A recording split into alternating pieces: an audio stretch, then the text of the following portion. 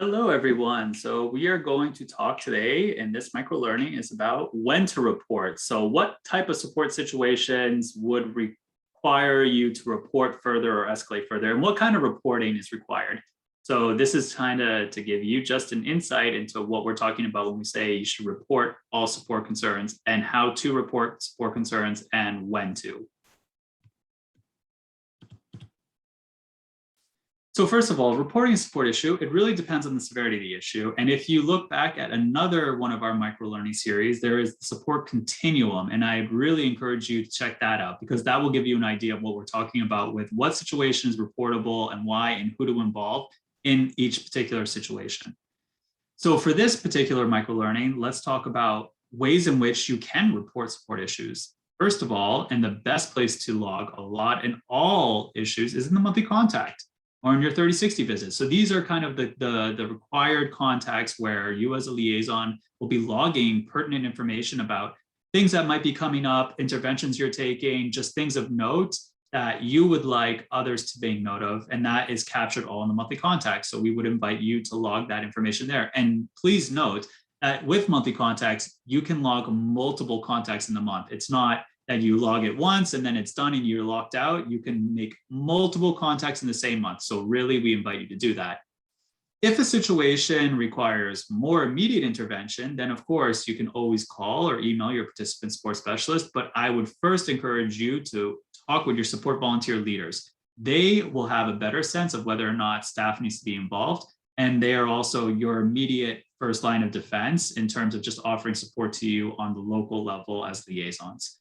Of course, if there's an emergency situation and it's after hours, we also have AFS-USA's duty officer system, and that is a 24/7 system that is operational. So there is support that's going to be offered outside of business hours at any time. And we would invite you, if there is a support student emergency, that you would call the duty officer. And then, of course, any combination of the three. There are many ways that you can log and share information. So these are just ways that we want you to make sure that you're making note in one way or the other, depending on the severity of the situation that you're reporting. So what we were talking about, and again, this is kind of touched upon in another microlearning, but noting common adjustment challenges. So things like homesickness or questions that the host family has around chores, general expectations with adjustment, making friends, engagement, especially early days.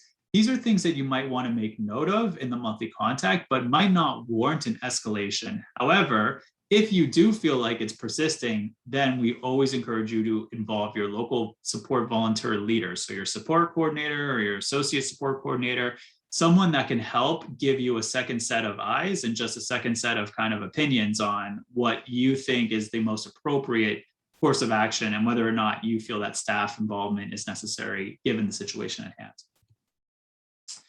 All right, and also medical concerns. So just to differentiate, things like colds, sore throats, flu, upper respiratory infections, sprains, things that are more uncomplicated that can resolve itself on its own with very little intervention. Generally, AFS doesn't need to know. It's important to note it in the monthly contact, but it's not necessarily that it needs to be an immediate escalation because, again, these are very common things that are kind of expected in life. It's not necessarily affecting in any kind of way the program. If, for instance, a student is out of school with the flu for a prolonged period of time, then yes, we would like to make sure that staff is aware of that. But, general things that sort themselves out in a couple of days and with some good rest and taking care of yourself, then again, AFS staff does not need to be necessarily made aware. And if you do have any questions, of course, we invite you to always talk this out with your support volunteer leadership. And then a specific note on COVID, if we hear or you learn of a student or a host family member testing positive for COVID-19, we want to make sure that you're escalating that to staff immediately.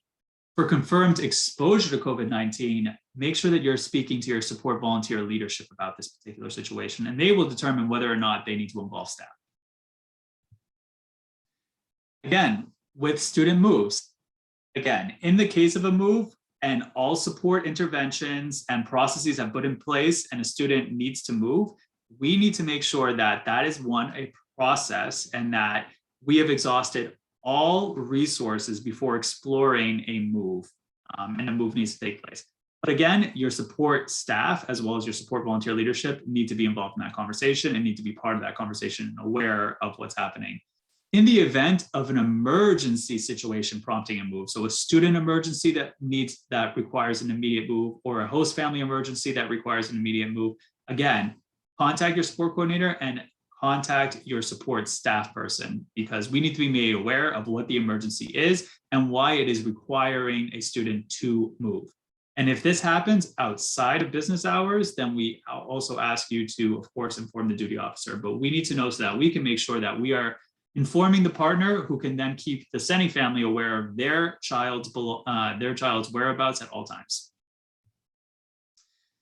And then lastly, just another note of what exactly constitutes an emergency, right? So what is a situation that is you need to involve staff immediately, emergency moves, medical emergencies, allegations of sexual misconduct, arrest or police involvement, suicidal thoughts or self-harm, or any kind of major mental health intervention, natural disasters that impact a student, their placements, a host family, death within the natural family, sometimes that does happen.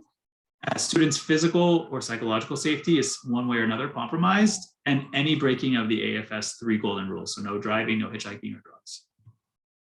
And again, we invite you to speak to your support volunteer leaders. They might have additional notes on this and what they prefer and what some of their best practices are for reporting and when to involve both your support volunteer leadership and also your support staff, and how to document cases and what that might look like.